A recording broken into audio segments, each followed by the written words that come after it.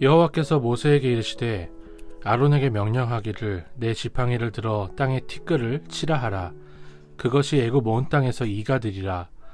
그들이 그대로 행할세 아론이 지팡이를 잡고 손을 들어 땅에 티끌을 치매 애굽 온 땅의 티끌이 다 이가 되어 사람과 가축에게 오르니 요술사들도 자기 요술로 그같이 행하여 이를 생기게 하려 하였으나 못하였고 이가 사람과 가축에게 생긴지라.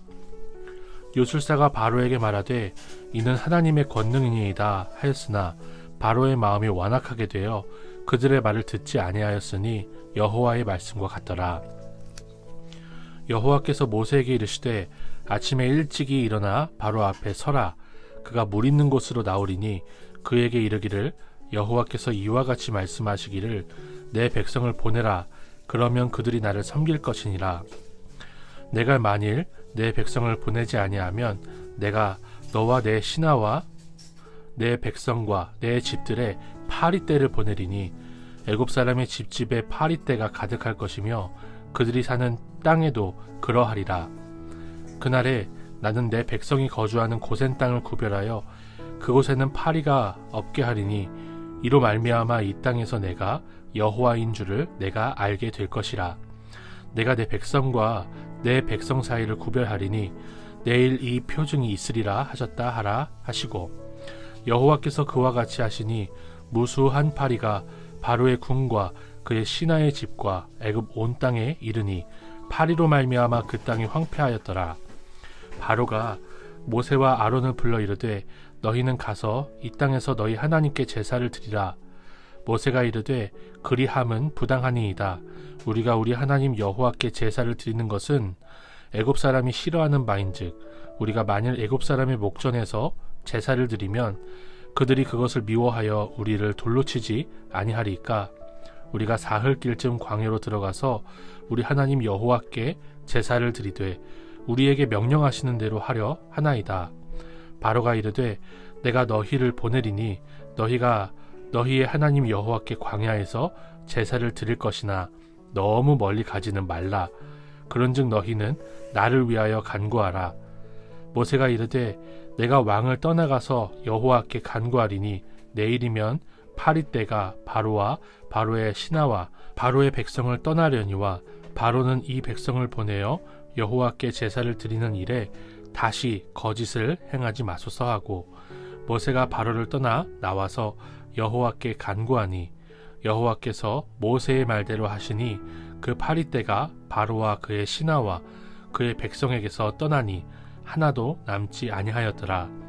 그러나 바로가 이때에도 그의 마음을 완강하게 하여 그 백성을 보내지 아니하였더라. 오늘 본문은 세 번째와 네 번째 재앙에 대한 말씀입니다. 세 번째는 이, 네 번째는 파리떼입니다. 이 재앙을 통해서는 바로와 모세의 대화가 등장하지는 않습니다. 그런데 요술사들이 그 재앙을 비슷하게 따라하려고 했다가 실패하고 이는 하나님의 권능이니이다 라고 바로왕을 오히려 모세와 같이 설득하는 장면을 보여주고 있는데요. 앞서 요술사들은 하나님의 권능의 재앙을 비슷하게 따라해왔습니다. 지팡이를 뱀으로 바꿨고 물을 피로 그리고 개구리들이 올라오기도 했죠. 저는 이 요술사들을 보면서 정말 하나님이 구원하시는 것과 비슷하게 살려고 하는 그런 사람들에 대해서 생각을 해볼 수가 있었습니다. 우리가 성품에 대해서 얘기할 때 예수 믿는 사람보다 더 바르게 살려고 하고 교양 있게 사는 사람들에 대해서 얘기를 하잖아요. 이 세상의 교양과 학문은요, 하나님이 구원하신 사람들과 비슷하게 행동하고 또 생활할 수도 있어요. 오히려 예수를 믿는 사람보다 예수님을 믿지 않는 사람이 더 고상하게 사는 것처럼 보이기까지 해요. 그러나 끝내 세상은 하나님의 백성들을 따라하지 못할 것입니다.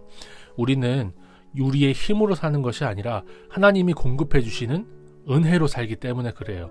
성령의 역사로 살기 때문에 그렇습니다. 요술사들이 따라할 수 없는 것처럼 세상이 따라할 수 없는 인생을 살 수 있는 거예요. 그러므로 우리는 사람들이 감히 따라할 수 없는 하늘의 기쁨으로 살게 되는 것입니다. 주님이 우리를 통해서 하나님의 영광을 드러내시는 그런 인생, 감히 세상이 따라할 수 없는 그런 인생을, 죽었다 깨어나도 적용할 수 없는 그런 인생을 살아낼 수 있는, 제가 되기를 소망합니다. 네 번째 재앙이 나오는 20절에서 32절에는요, 이제 하나님의 백성들에게는 재앙이 임하지 않는다는 것을 강조하고 있는 것을 볼 수가 있어요. 하나님께서 내 백성과 내 백성을 구별한다라고 분명히 말씀을 하시는 거거든요.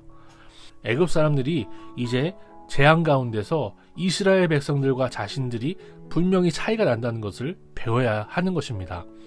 이것은 애굽 사람들을 하나님께서 특별하게 더 학대하신 것이 아니에요. 그들에게 오히려 복음을 보여주신 사건이라고 저는 생각을 했습니다.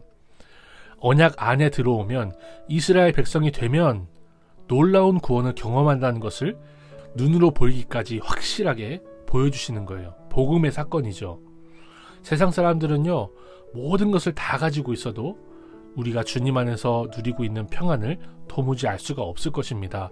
돈과 명예와 권력을 다 누리고 있어도 우리가 주님 안에서, 예수 그리스도 안에서 누리는 참 평안을 알 수 없어요. 그들에게는 근심의 파리떼가 달라붙을 것입니다. 그러나 주님 안에 있는 우리에게는 다른 근심이 없다고 찬송가에도 분명하게 노래하고 있죠. 주님이 구원의 은혜를 이렇게나 시각화하여 보여주신다고 저는 생각을 했어요. 생각을 해보면 원래 목축을 하는 고센 땅에 파리가 있어야 정상입니다. 가축의 분변을 먹으려고 하기 때문에 파리가 고센 땅에 있어야 될 것 같아요. 그런데 하나님께서 고센 땅이 아니라 몽사를 짓고 있는 애굽 사람들에게 파리떼를 보내시는 거예요.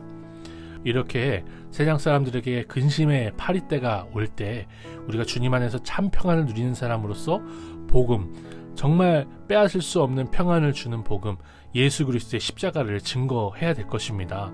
복음의 증인으로 하나님의 평안을 누리는 사람으로 살 수 있는 오늘 하루가 되기를 소망합니다.